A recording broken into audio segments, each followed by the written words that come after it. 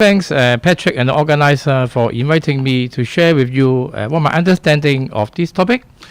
And coronavirus can cause the respiratory, enteric, hepatic, and also neurological diseases. And the World Health Organization declared the COVID-19 as a pandemic disease on the 11th of March this year. And you can see that the COVID-19 now can cause a mortality of 2.5%, although it is much less than the SARS 2003, which caused a 10% mortality, and the MERS 2012 caused a further mortality. But this disease is still lingering because it is more prevalent and more transmissible because of the pre-symptomatic transmissions. And up till yesterday, it caused 48 million infections in the world and 1.2 million deaths already, and case fatality of 2.5%. In Hong Kong, we got 5,300 cases. Among them, 8.2%, 440 cases, they were pediatric COVID-19 cases. The outline of my talk will be the presentation of COVID-19 in children. I will talk about some rare presentation of the pediatric COVID-19 and a multi-regional Asian pediatric study on COVID-19 infection, and mention some about the prevention of the COVID-19 in our children.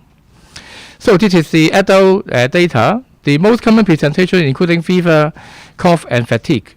So, but how about the presentation of the virus infection in our children? So this is the first infant case reported in Hubei province. The infant presented with only a fever, but mind you, the parents was diagnosed around 1 week before the diagnosis of the infant. We cannot negate the potential risk of transmission from the child to the adult within the family.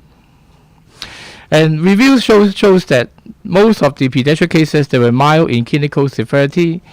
We performed a study and already published in the Journal of Pediatrics. We try to compare the clinical and laboratory features of the SARS 2003 and COVID-19 in two Chinese pediatric cohorts, given that the causative agents are biologically similar. This is a collaboration of the Wuhan Children's Hospital, the Department of Pediatrics of the Hong Kong U, and also Princess Margaret Hospital. Since Gilbert is going to present this in the oral presentation, I'll leave the presentation to him in the later time. But mind you, one important finding is that in SARS 2003, no patients were asymptomatic. All of them actually present with symptoms. But in the COVID-19 in Wuhan, actually 20.9% they were asymptomatic throughout the hospital stage. Why this is important? Because the asymptomatic carrier are carrier of the virus and have the potential to infect other people in the community. So how about the pediatric COVID-19 cases in Hong Kong?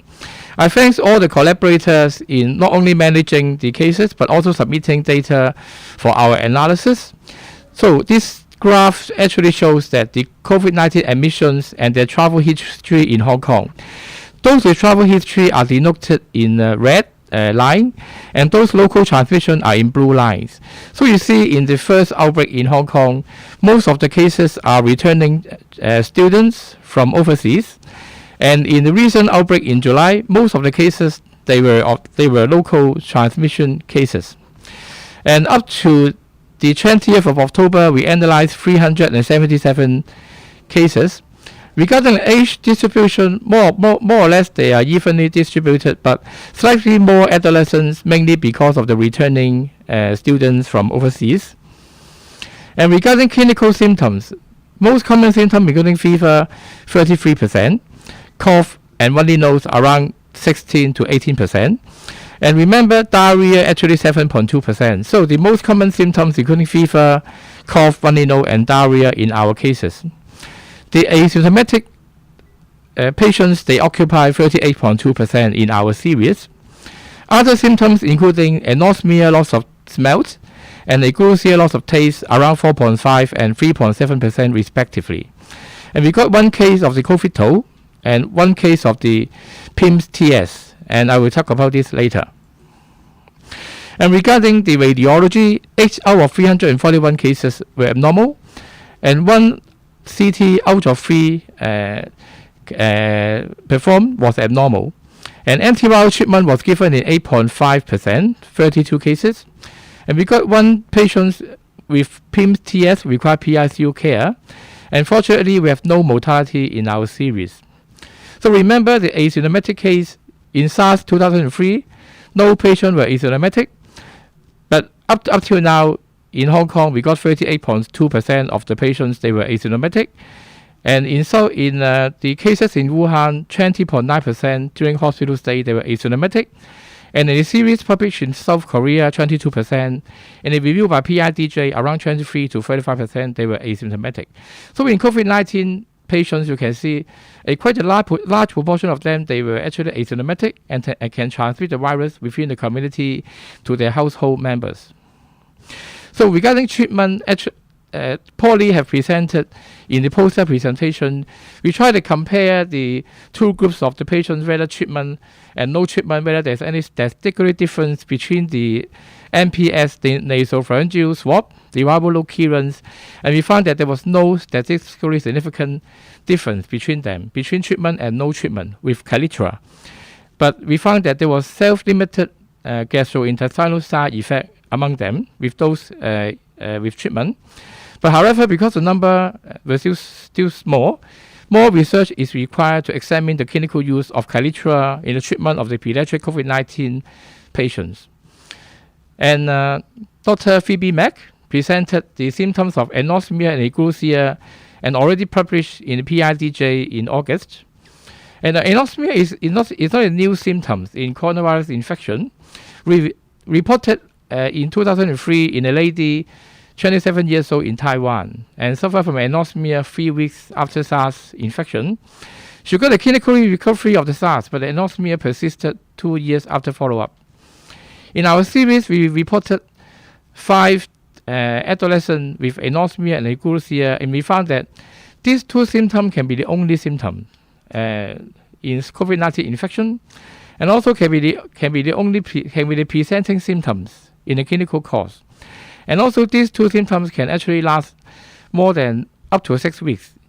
Even after the patient discharged, the patient still have the loss of smell and loss of taste.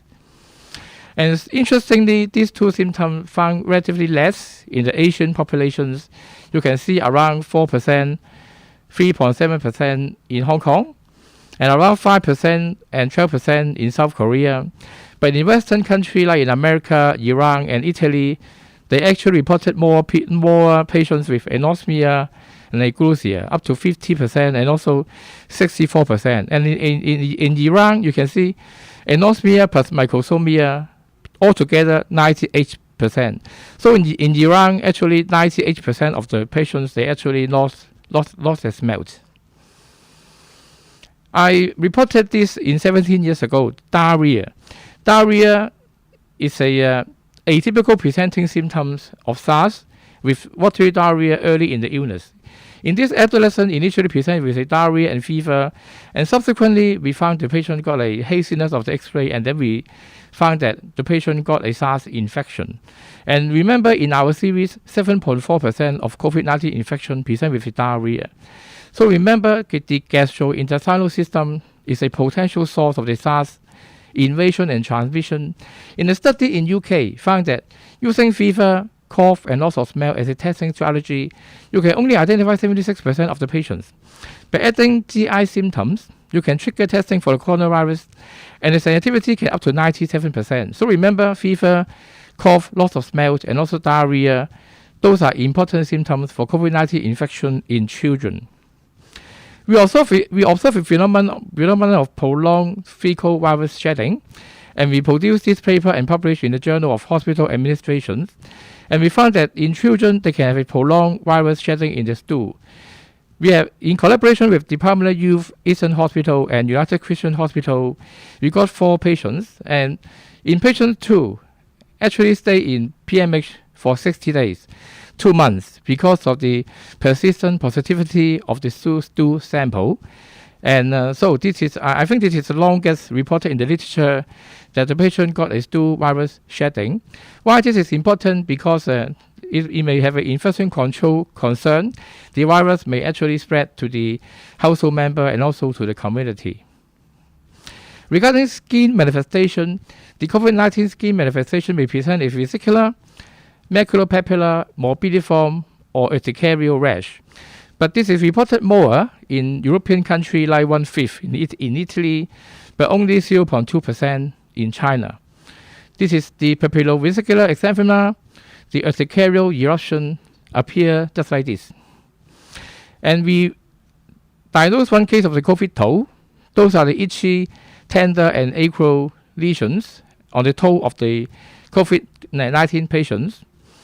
Those are multiple purplish, flat, and dry lesions, no more than 5 millimeters in diameter, which is tender on palpations, but no surrounding edema. And eventually, we treated the patient conservatively, and then developed crusting and improved subsequently.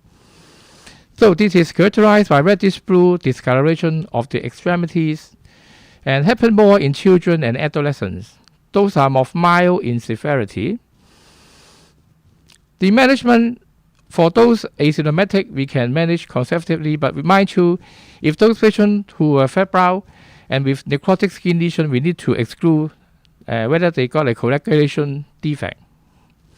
We actually joined the Research Alliance, the International COVID-19 Response Task Force, and this task force is to develop a registry to collect and analyze cases to gain a better understanding of this phenomenon.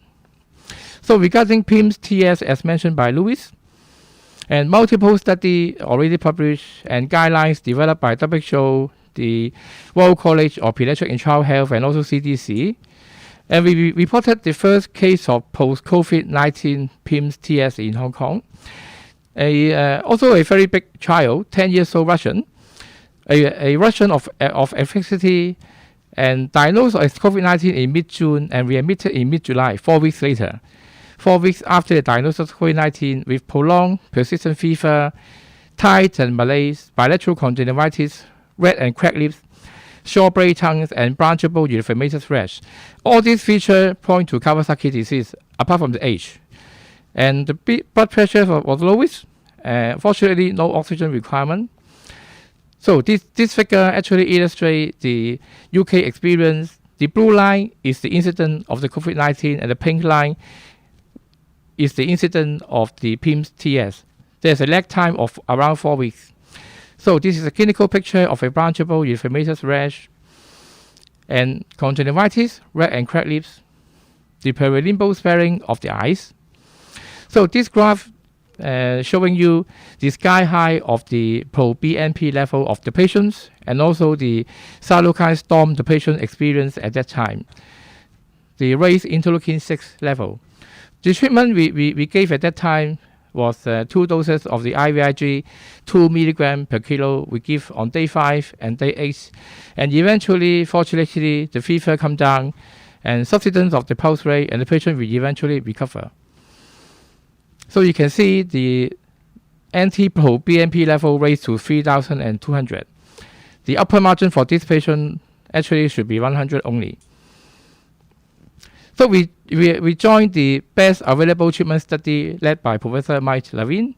I received this newsletter just 3 days ago, and telling us that now up to 42 countries and 130 hospitals joined this study. But Hong Kong is actually should be a region. It's not a country. And now you can see Hong Kong is here. We submitted 1 case.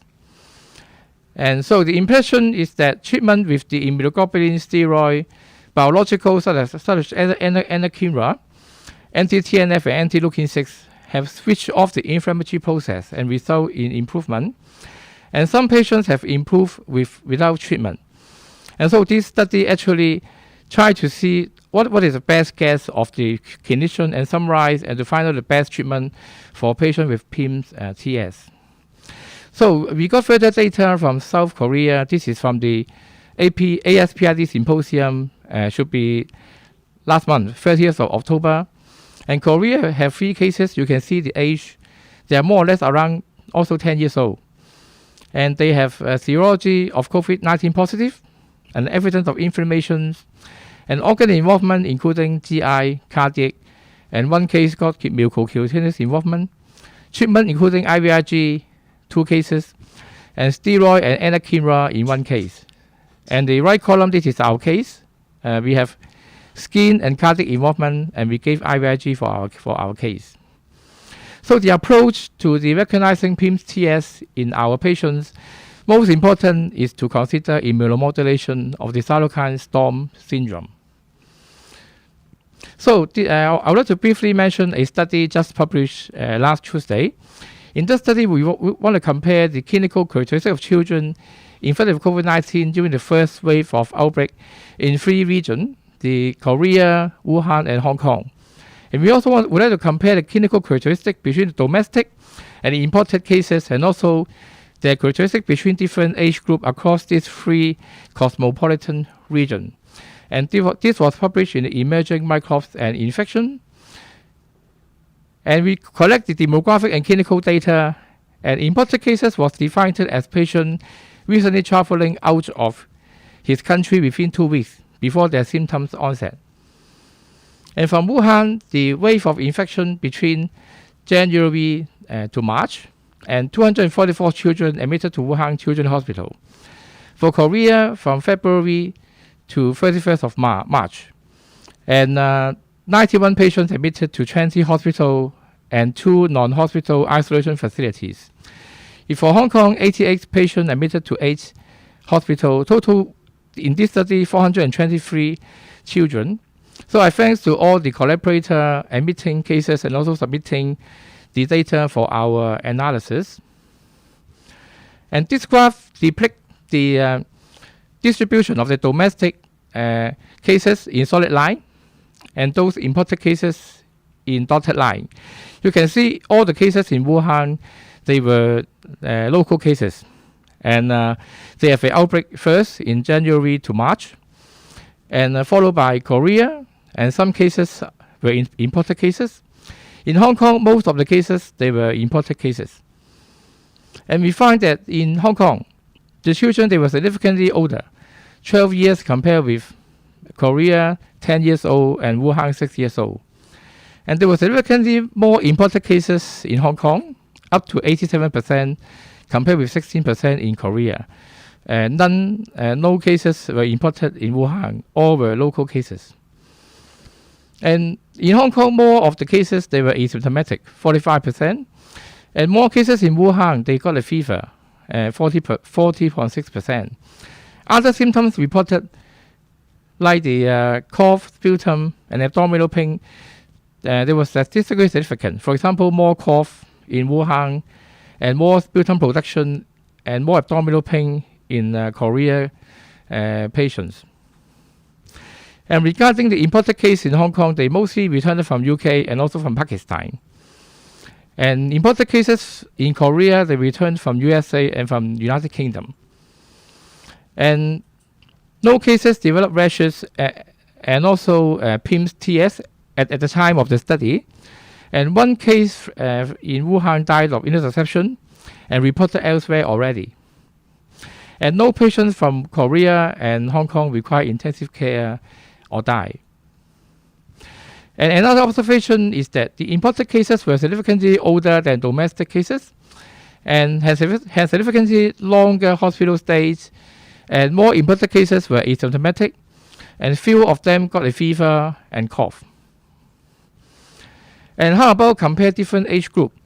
The younger age group, they have a propensity of having fever and cough. This comparable with other study. Younger children, they more tendency got a fever and cough. For older children, more likely they were asymptomatic. They have myalgia, stuffy nose, and sputum production, and more of them got a travel history. So in our finding, we found that the imported cases, they were actually older, and most of them are teenage students study abroad coming back from Europe, North America, and because of the school closes, they come back to their home country. And more imported cases in older children, they were asymptomatic, and few of them got a fever or respiratory syndrome. We postulated that this may be due to a difference in the SARS-CoV strain infected from different parts of the world during different phases of the pandemic. And we found that recent studies show that there was a shift from the initial predominant D614 strain to the G614 strain of the COVID-19 virus, which became the dominant in Europe, North America, Oceania, and finally Asia during the later part of the pandemic. And this G strain was associated with a high viral load, but not increased in disease severity. And in vitro study demonstrated this G strain was transmitted more efficiently than the D strain. But whether this G strain actually caused more insidious infection has to be further investigated. And the point to note is that around one-fourth of our patients in Asia were asymptomatic, and 2/3 did not develop a fever. So temperature screening alone may not be as effective in the COVID pandemic. So to what extent are children responsible for SARS-CoV-2 transmissions? We found that for young children, they had a significantly higher viral load in the upper respiratory tract, and young children can be an important driver for the SARS-CoV-2 spread in the general population. And in this chart, it demonstrates they got a very low CT value. That means they got a high viral load compared with older children and also in adults. And also SARS-CoV-2 among children acquired in childcare setting, they transmitted very efficiently to their family members. So regarding prevention, we advise patients with COVID-19 symptoms to seek care, and people exposed to patients travel to areas with endemic transmission to self or impose quarantine for 14 days. And everyone should still maintain social distancing, to wear face masks, and perform hand and also cough hygiene. And regarding COVID-19 vaccine, our society will host the Asian Vaccinology Symposium later this month, and we'll talk more about the COVID-19 vaccine. And so stay tuned for this. And our college published the recommendations for parents and in different editions already in Chinese language, English language, also in Tagalog language, and to promote the health education to our parents. Remember to avoid the 3 C's: the closed space with insufficient ventilations, crowded condition with people, and conversation in short distance. I actually get this from Yoshiki Kobayashi author from Japan. So in summary, children typically experience a mild or asymptomatic SARS-CoV-2 infection. Diarrhea, anosmia, ageusia, COVID-19 are important symptoms in children and adolescents. PIMS TS or MISC is a rare but important complication in patients, parents that pediatricians need to be aware of. And children are source of transmission of COVID-19 in the community. One point very important is that international collaborative effort we need to join the international collaboration to understand more about the pediatric COVID-19 infection and the preventions. And thank you very much for your kind attention. This thank you card actually from my patient that stayed 2 months in my ward. That baby with a prolonged stool excretions. So thank you.